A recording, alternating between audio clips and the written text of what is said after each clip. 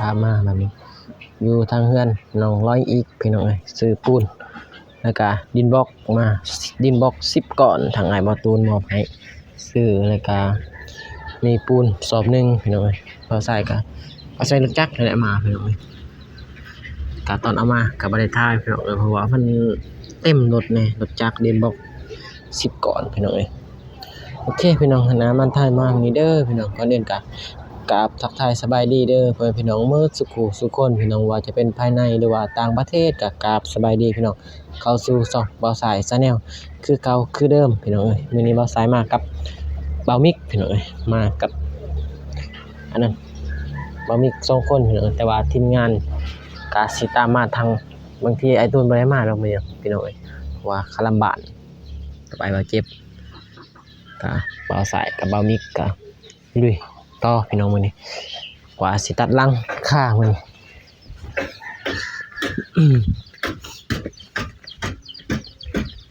แต่ว่าเครื่องไอ้ตูนซื้อครบหมดแล้วพี่น้องแต่ว่าสายกับบ่มิกซื้ออันนี้ปูนกับบล็อกมาเพิ่นบ่พอพี่น้องบ่มิกก็เตรียมตอกตะปูยึดกับเหล็กไปเบิ่งบ่มิกก่อนเมื่อวานนี่ก็เข้ามาพี่น้องเอ้ยแข็งหมดแล้วมื้อนี้นี่แข็งดีแล้วมื้อน้องบ่มิกสบายดีเด้อเด้อสบายดีเด้ออ้ายมื้อนี้ตัดหลังคาพี่น้องแข็งแล้วบ่มิกแข็งละอย่าว่าแข็งได้เด้คอยคือกันเด้แข็งนะ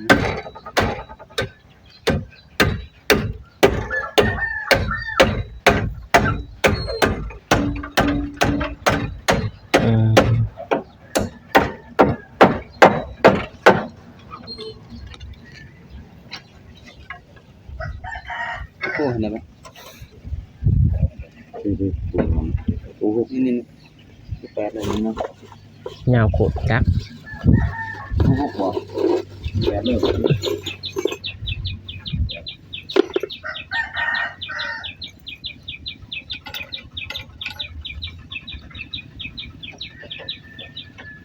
มื้อนี้ตัดหลังคามื้อนี้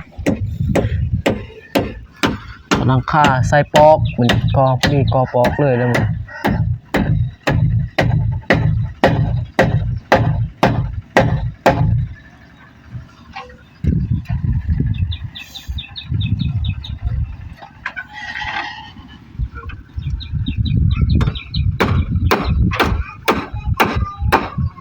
ได้บ่มิก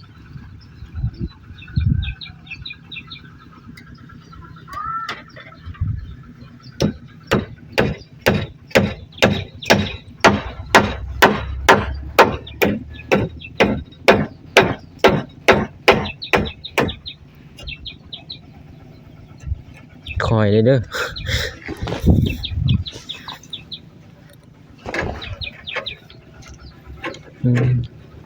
ไอ้หดหนามเลยแน่นเนาะต้องเสาบอกอย่างนั้นก็เลยตีเลยตัดหลังคาแล้วดีแล้วกอมีได้บ่มีของงอคือสิง่ายอยู่ดอกตัวนี้มันมีของงอนะ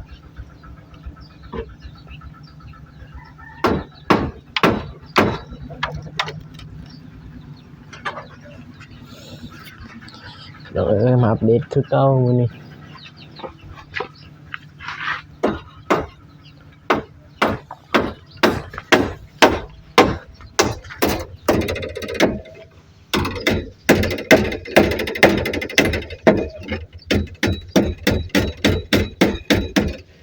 คอยเด้อ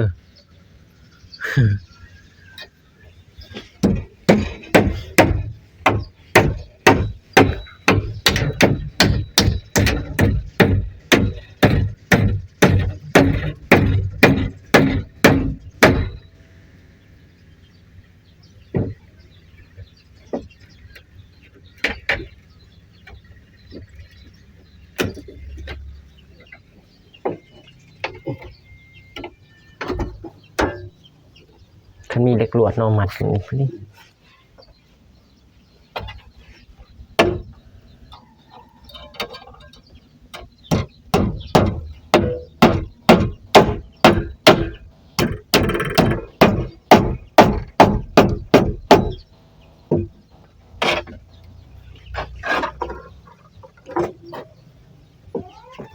เดี๋ยวตอกแห้งลายได้บ่มี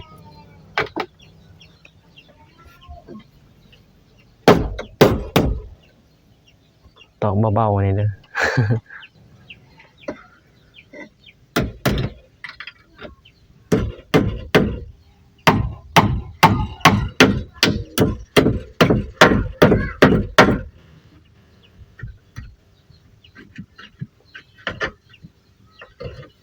จะโค้งขึ้นเห็ดบนหอยเครื่องสบายกัน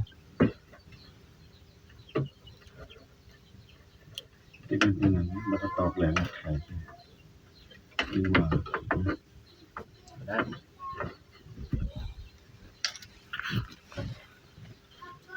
ขึ้นมาทางนี้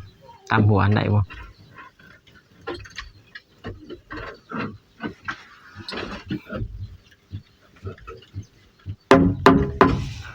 ว่านี่ตอกบ่ได้ปูนแหงมื้อนี้นี่คือสิได้อยู่มื้อนี้ตัดลังได้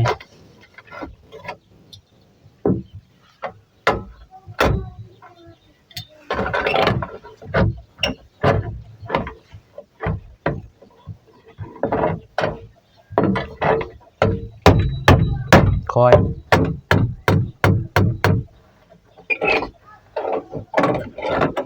ไหลนะ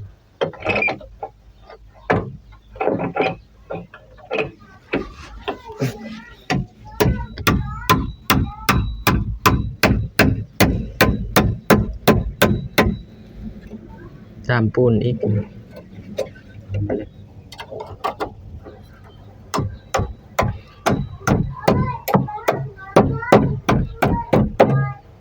ไกลนะเว้ยตอกอยู่ถึงมันแบบนี้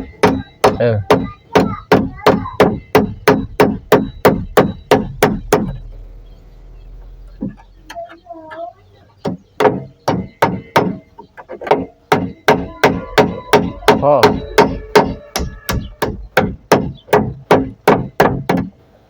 ปูเนี่ย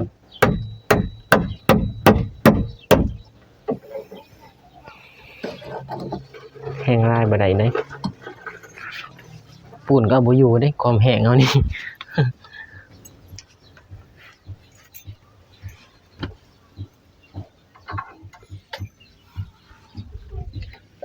มื้อนี้ใครแน่บรรยากาศดีแน่บดบ่ฮ้อนเมื่อวานนี้ฮ้อนมื้อนี้บดใครอยู่มื้อนี้ตัดลังค่ะ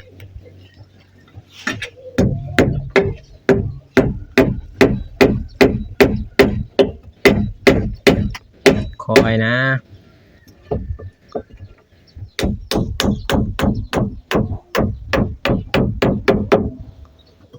ต้องได้ใส่ปูนนี่นะตามเบิ่ง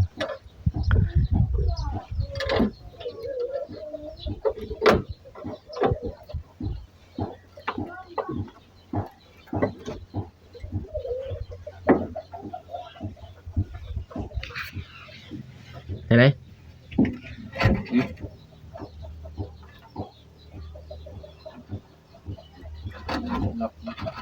ตอกแหลมตอกเขา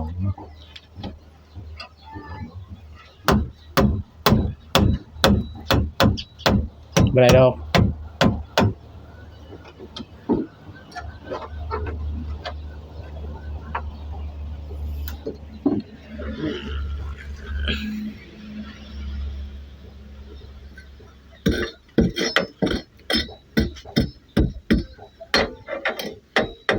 แล้วปูนบุกใส่ จะเอาปูนโบกเลย ปะเลยฉันเอาปูนโบกเลย จะเอาใหม่มา ใหม่ตอนนั้นเลยวะ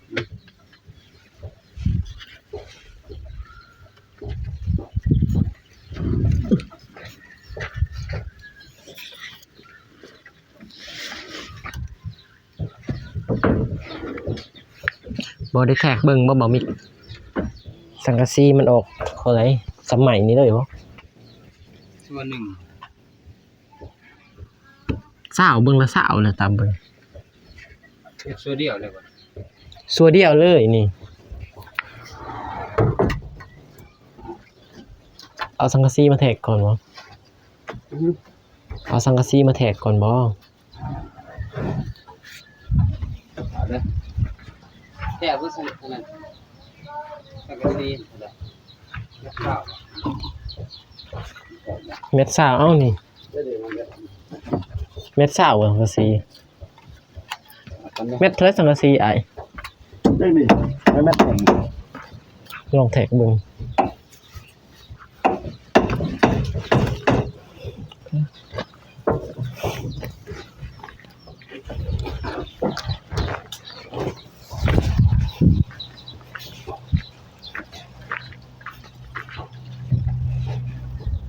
บาทสอง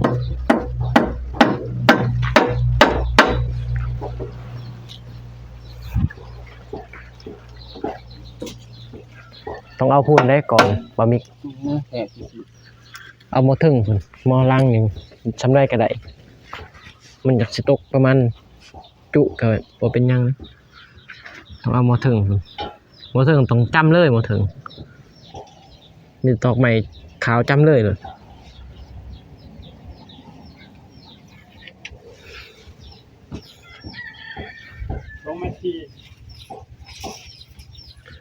2 เมตร 4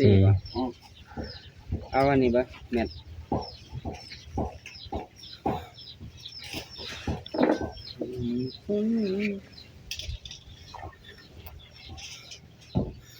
มีบรรยากาศบดพี่น้อง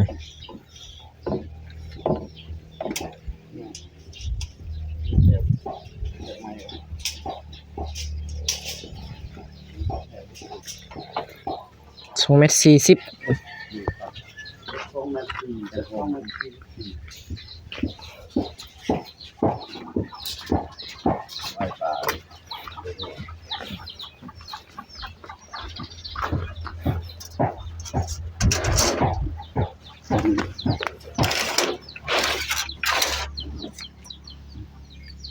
2 เมตร 44 44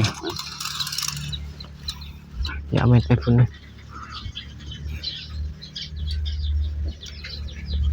2 เมตร 44บ่มิก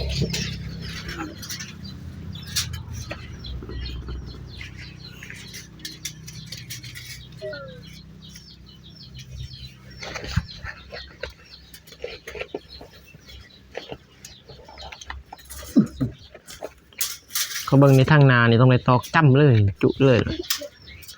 ดีใส่จุเลยอ้ายเอาเม็ดจุอันนั้นเลย เรือมันว่าจุ จุเลยก็ได้ เรือ เพื่อสังกะสีออกไป แต่ว่าใหม่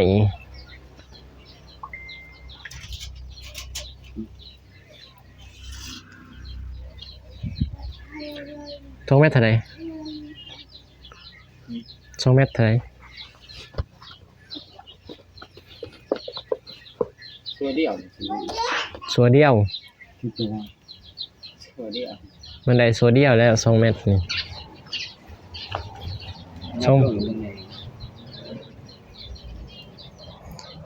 ขยับลงมันใกล้ใหม่เลยได้2 เมตร 44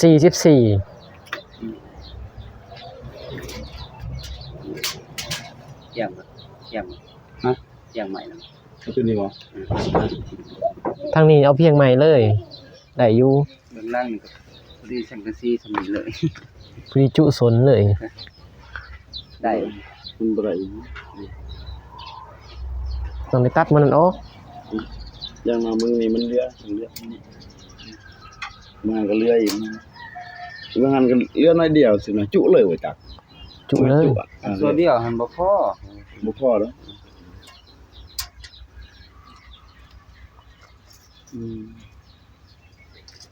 ซื้ออีกแผ่นหนึ่ง เราเอาออก30 ออกมาผิดวะ 30 เอา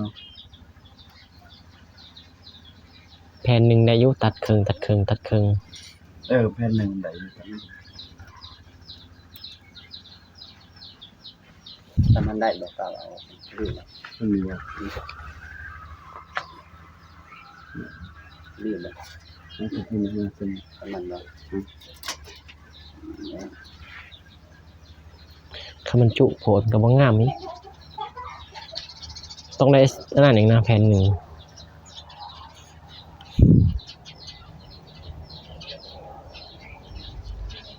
เขามาตัดเนาะตัดเอา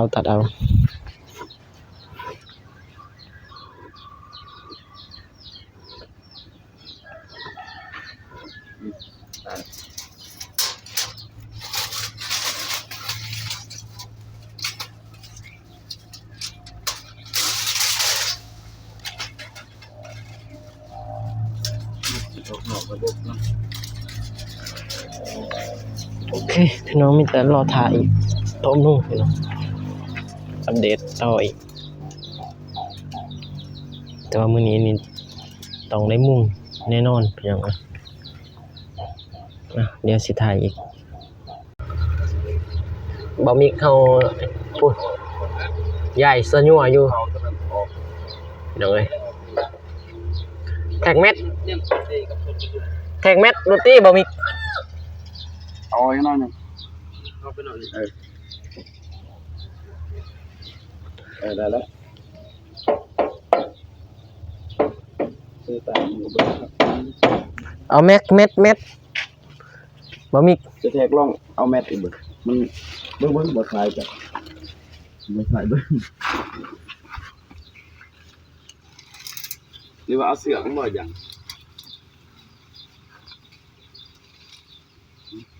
เฮ็ดได้นั่นบ่มี แค่นี่คืองานยั่วมันเลยนะมุ่งทางโบราณ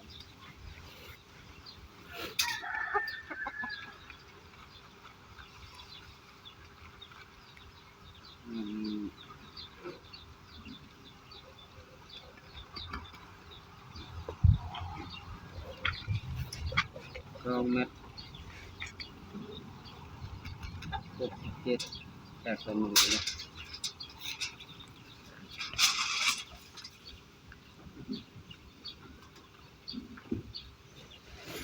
ตอกจังยากแท้เนาะมันหันเนาะโอเคบ่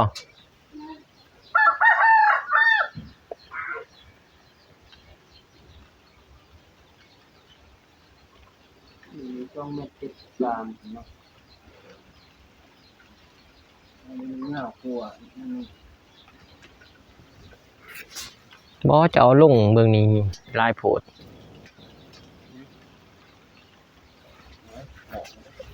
จะว่าวันหนึงเป็นแบบเลยเบิ่งเถิงเป็นแบบจะย้อนลงมาอันได้ นี่ไปตามนี้ ยักษ์ใหม่จะมีคนพึ่งที่ดีนี่ลงเถอะ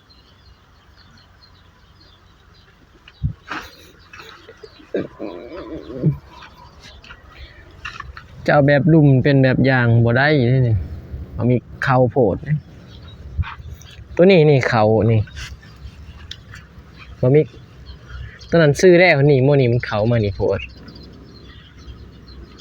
โมนี่ฮะโมนี่มันบ่ซื้อนี่นะมันงดเข่ามานี่โมเดียวนี่เจ้าโมนี่เป็นแบบอย่างโมนี่ก็จะฟัดลงมาก็เอาโมนี่ยับลงมันงดโมนี่โมเดียวนี่ละงดมันเพิ่งถึกแล้วซื้อแล้วบ่ถึงครับโมนี่มันงดโมลุมนี่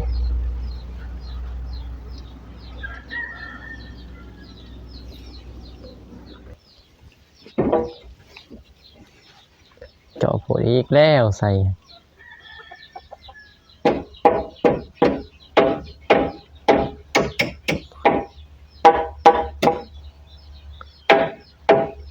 ไม้ก้อนจึงตอกตะปู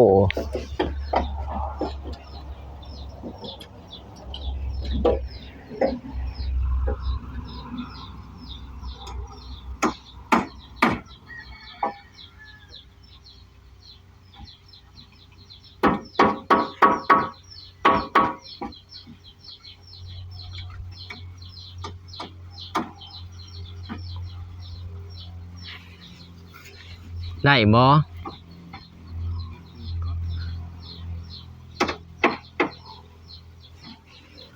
คือปีกันยังเนาะ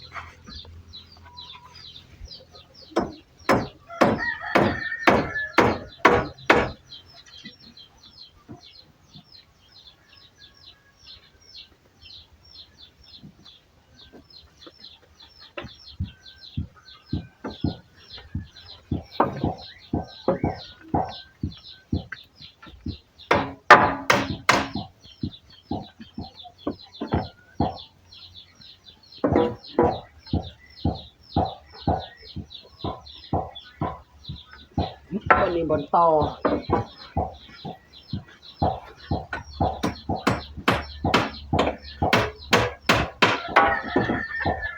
คือใกล้แต่มันตอ หือ คือใกล้แท้ ใกล้ใส่ มองตอ เอาแต่กระซีมันหอนเพียงนี้ ได้ซอสเข้าบ่